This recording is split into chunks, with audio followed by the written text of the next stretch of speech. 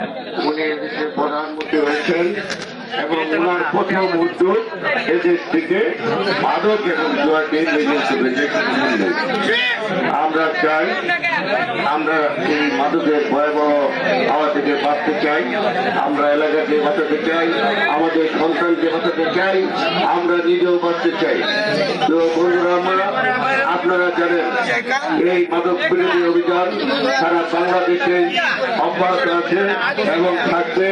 আপনারা যে পুষ্পায়নের পীড়িত জনতা যে উদ্যোগ নিয়েছেন আমরা আপনাদের পাশে আছি। যে কোনো মুহূর্তে আপনারা ডাকবেন, আমরা আমাদেরকে পাবেন। আমরা ঐক্যবদ্ধভাবে এই দেশ থেকে আমাদের ফুলবাড়িয়া পৌরসভা থেকে আমরা মাদককে নির্মূল করব।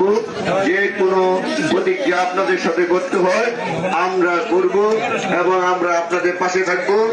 এবং আপনারা প্রশাসনিকভাবে আমাদের ফুলবাড়িয়া থানা প্রশাসনিকভাবে আপনারা সার্বিক সহযোগিতা পাবেন। আপনারা যদি এলাকাতে কোনো মাদক বিক্রেতা কিংবা কোনো লোক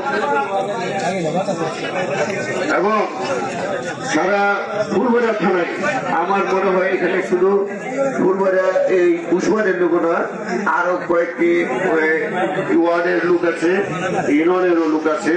আমরা সকলের জায়গা থেকে আমরা ঐক্যবদ্ধভাবে মাদকের বিরুদ্ধে অভিযান অব্যাহত রাখবো এবং যেখানে মাদক এবং জুয়া আছে সেখানে আমরা প্রতিবাদ করবো। আমাকে পাবেন এবং আমরা থাকবো সব সময় আপনাদের পাশে থাকবো। এই ফুলবাড়িয়াকে মাদক মুক্ত করবো, এটা আমি নিজেও অঙ্গীকার নিয়েছি। আমি ওসি সাহেবের কাছে আমাদের নেতা একজন শমশের আলী শমশের ভাই সহ এখানে যারা আছেন আমি সার্বিক সহযোগিতা পাই। মাদকের ব্যাপারে যে এলাকা থেকেই আন্দোলন সংগ্রাম করবে আপনারা সার্বিক সহযোগিতা করবেন এবং পাশে থাকবেন এই আশা ব্যক্ত করে আমি আমার বক্তব্য শেষ করছি। সকলকে ধন্যবাদ।